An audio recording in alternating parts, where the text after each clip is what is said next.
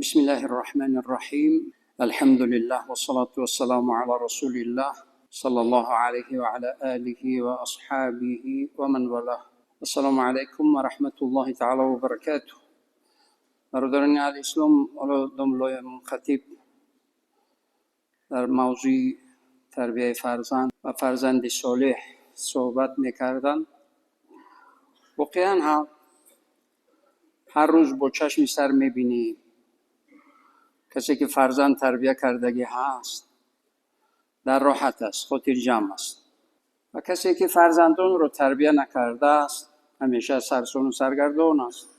ثروتمندترین انسان روی دنیا رو ببینید، اگر فرزندی تربیت نکرده داشته باشد نکمترین انسان روی دنیا هست. دائم تشویش است، دائم پریشان است، دائم سرسون است، دائم سرگردان است.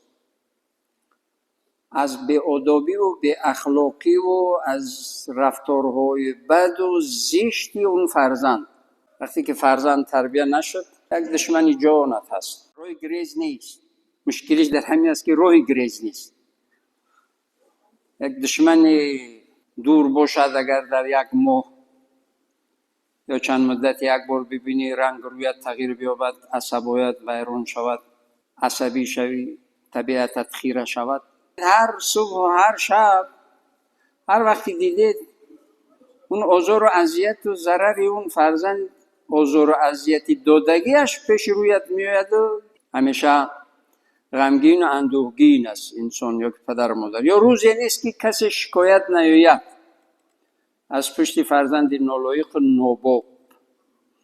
برای همین نکمترین انسانی هست که فرزندان رو تربیت نکرده است. فرزند رو تربیت نکردن تا آخر عمر، خصوصا در پیری و بیمداری و ناتوانی، همیشه خور و ذلیل و زیر پا. یعنی فرزندی بی تربیت نه پروای پیری دارد، نه پروای بیماریت دارد، نه پروای سالخوردگیت دارد. فقط خواهش خودش، خواهشات نفسانی خودش از همه برایش مهمتر و اساستر است. برای همین تاکید میکنند دانشمندان اسلام، تجربه داران، که هرگز فرزند رو ارکه نکنید.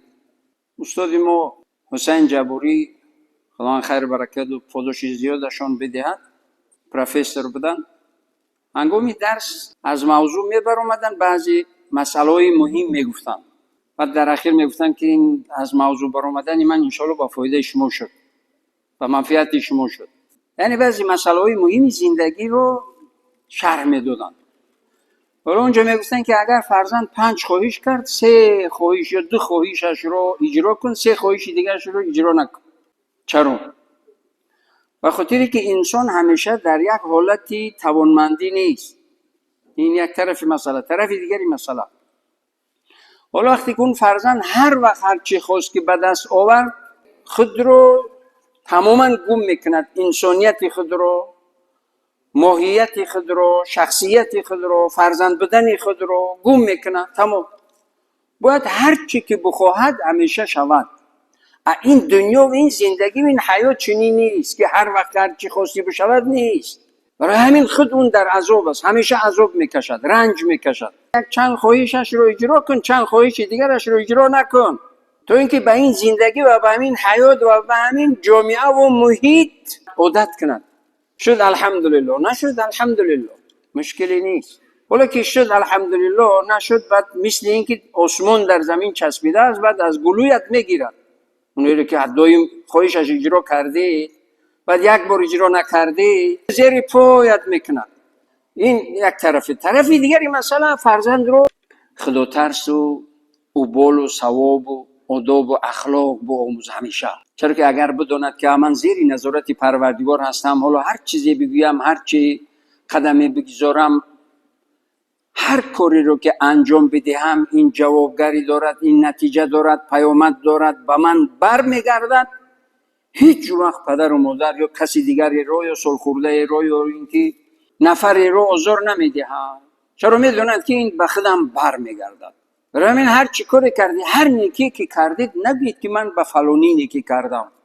در صحبت‌های گذشته هم گفته بودیم که دو چیز رو باید انسان مسلمان هرگز به زبان نیارد. یکی نیکی‌های کردگیش، چرا که مسلمان تمام نیکی و عبادت که همه نیکی عبادت است انجام میدهد به خاطر الله سبحانه و تعالی. وقتی که شما گفتید که من به فلانی نیکی کردم، از اون ثواب عظیم محروم میشوید.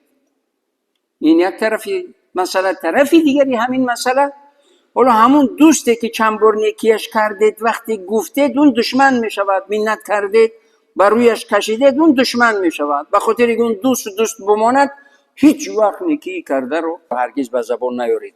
اگر باز در ذهن چرخ میزند بگید الحمدلله که نیکی کردم. اما اگر به زبان آوردید اون دوست دشمن میشود، اون به یک دشمنی اشدی تبدیل میشود. خب این یک مسئله. مسئله دیگری که اصلا به زبان نیارد باید مسلمان بدی کسی رو، هر کسی که بدی کرده حوالش به پروردگار بسپار. حالا میگه همون ظالمی که تو رو ظلم کرد بگو به پروردگار سپاریدم. بعد از اون تماشا کن که دنیا رو چکار میکند، ظالم چقدر ظلم میبیند. وقتی که همون ظالم رو نامش رو در هیچ جا که نگرفته، همون ظالم و دشمنت به یک دوست تبدیل میشود. میگن به همین من چقدر ظلم کردم، ولو باره در هیچ جای نام من نگیرید، شکایت نکن، ولو خودت به پروردگار سپاریدی. پروردگار از تمام میده و ریزه آگاه هست، همه رو حساب کتاب میکنه. پس همون دشمن دوست میشود. وقتی که به پروردگار شکایت کردید و به دیگر انسان ها نگفتید، این در مسئله فردی علاهیدگی هست. این ظلمی که حالا که همسایه ظلم کرد یا فرزندی پدرت ظلم کرد یا کدوم ظالمی دیگری ظلمت کرد، وقتی که دیگر جو شکایت کردید، اون اجر و پاداشی که در عوض این ظلم پروردگار برایت میدهد که حالا این بنده من به تو ظلم کرد، اجر و پاداشش رو من برایت میدهم، میگوید پروردگار. حالا از این اجر و پاداش عظیم انسان محروم می شود. از این اجر و پاداش عظیم محروم می شوید. و خاطر این اجر و پاداش عظیم صاحب شوید وقتی که حالا این دو چیز، یعنی نیکی کرده رو به زبان نیاوردید و اون حضور دیدگی اتون رو به زبان نیاوردید، تمامون دوست میماند. این دشمن چی دوست می شود. می شود حیات، یعنی انسان بی ضرر و بی خطر. مسلمان زندگی با برکت میبیند. ولی اینه که ظلم هم کرد، بعد از دور تماشا کنید که پروردگار چیکارش میکنه. هیچ ظالمی نیست که ظلمی کردگیش رو نبیند. خدای نکرده خدا نشان ندهد حتی به همسر، به همین زنی خودت، وقتی که ظلم یا به فرزند، تربیه نکردن فرزند خود ظلم عظیم است. فرزند رو وقتی تربیه نمیکنید، این یکی از بزرگترین ظلم ها هست. همین فرزند بی تربیه فرد روز قیامت، در روز قیامت دعوا میکند، میگه پروردگار رو این پدر و مادر من رو دوچند عذاب کن، و خاطری که اینو در سن سال تربیه من رو تربیه نکردن. و پدر و مادر برای یک گناه عذاب میشود. برادران اهل اسلام و آگاه باشید، پدر و مادر به خاطر تربیه نکردن فرزندانش عذاب میشوند. بعدی به بلاغت رسیدن اون فرزند هر گناهی میکند اون خود جواب میگوید. اما تو به بلاغت نرسیدن، تربیه نکردن فرزند برای پدر و مادر عذاب دارد. پدر و مادر عذاب میشود، چرا که پروردگار میگه من این نعمت رو دادم، چرا شکرانه‌اش به جا آوردی؟ شکرانه این نعمت فرزنداری چی هست؟ تربیه. شکرانه فقط به زبان نیست. دین مبین اسلام دین تنها اعتقاد به زبان گفتن شکر نیست، به عمل، در عمل تطبیق کردن و در عمل انجام دادن کارهای برای که فرزند شود، شخصیت شود، با آداب شود، با اخلاق شود، سبب روشنایی چشم و افتخار دنیا و آخرت شود. خیلی مهنت و زحمت زیادی ضرور است، لازم است. خیلی زحمت میکشه که بعد فرزند چیزی میشه، خونی جگر میخورید که بعد فرزند شود. متاسفانه بعضی از پدر یا مادر برای نوشیدنی و کشیدنیش از همون خانواده و از فرزند همه چیز کشیدنیش رو از همه بالا میدونن. بعد چی؟ بعد همون رو بینید که در پیرانشوری چقدر خور و آواره و سرسان و سرگردان هستن.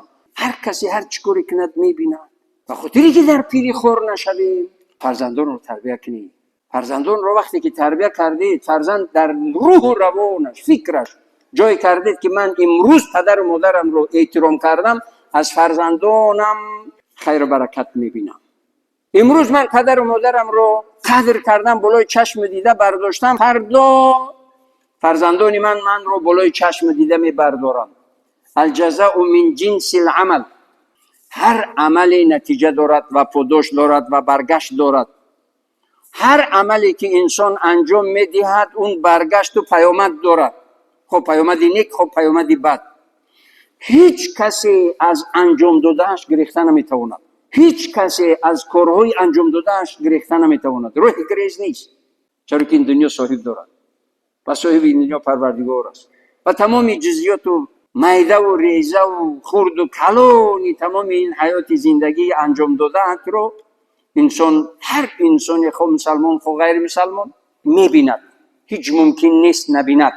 برای همین باید که مسلمان همیشه بیدار باشد، همیشه هوشیار باشد، همیشه نصیحت کند، همیشه تربیت کند. خصوصا وقتی که فرزندان در مهاجرت مهنتی هستند، هر وقت تماس بگیرید، بچم احتیاط باش، به هر گروه های افراطی، به هر گروه های بدخو، به هر گروه های تندرو نروید، دنیا و آخرتت رو برباد نده، احتیاط باش بچم، به هر گروه ها همراه نشو، جان عزیزی خودت رو قربانی همون منفعت های اقتصادی گروه های بدخواه نکن. گروه های بدخواه برای دین این کارهایشون رو انجام میدهند. کشوری را که نارام کردند، اگر میگفتند که فلانی بیا در همین کشور 300 تن طلا هست، 100 میلیارد یعنی پولی نقد است یا طلا دیگر هست، ما همین رو غارت کردنی هستیم، شما بیاید ما رو یاردم کنید. کی میرود؟ میگه بلا با پس دی قدری سیر نکردی یا نه سیر میکنی تو؟ نمیروم. بعد چی میگوین؟ مسلمان هستی، تو ننگ و ناموس داری، تو خیلی مسلمانی، غیرت داری نداری، به خاطر اسلام بیو. دروغ. کجایی که همین نوران کردن فقط مسلمان کشتن. اسلام و مسلمان رو بدنام کردن. اسلام رو در چشم عالمیان یعنی خونریزی و خشونت و عداوت و دشمناگری و بدخواهی نشان دادن. همه این گروه های بدخواه این تجارت است. لیکن متاسفانه فرزندانی کجفهمی کم سوادی ما یا جوانانی کم سوادی کجفهمی کشوری ما و شما، ملتی ما و شما میرن جان عزیزی خود را قربانی همون گروه های بدخواه میکنن. نه دیگر دنیاشون میماند، نه آخرتشون میماند. به نام ایشان نه پروای مادر دارن که مادر دارد اون میگرید میسوزد، تو میمیرد چند بار میمیرد که بعد بمیرد. شب و روز فرزندم میگوید و مینالد و میچاکد و میگرید.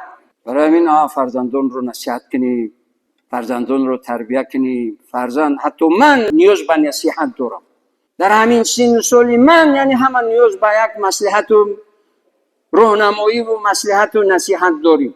ولی چیزی که جوان است و تجربه ندارد، هیچ چیز رو نمیدوند، هیچ ندیده است، از حیات هیچ تجربه ندارد، گمراه و بدبخت میکنن جوانان رو. برای همین فرزندان رو از خردسالی تربیت کنیم و همیشه پند اندرز و نصیحت بگوییم. همه نیاز به نصیحت دارد، همه نیاز به یک مصلحت دارد، همه نیاز به یک راهنمایی دارد، همه نیاز به یک دوستی صمیمی دارد، همه نیاز به یک رفیق و دوستی خوبی دارد که همیشه مصلحت بدهد، نصیحت کند یا اینکه راهنمایی کند است. این حیات امین است. دعا کنیم پروردگارا این روزی سید جمعه و همه روز و همه وقت ما رو مبارک با برکت، همه ما و اهل خانواده و فرزندان ما و جمله مؤمنین رو پروردگارا در حفظ و حمایه و پناه عصمت خودت نگه بدار. پروردگارا پیشوای ملت و تمام شخصان خیرخواه این کشور اسلام مسلمین رو در تمام کارهای خیر و عملهای صالح و نیتهای نیکشون کامیاب و موفقشون بگردان و خصوصا همه این حاضرین که در این خانه مهمان تو هستند و تو کریم.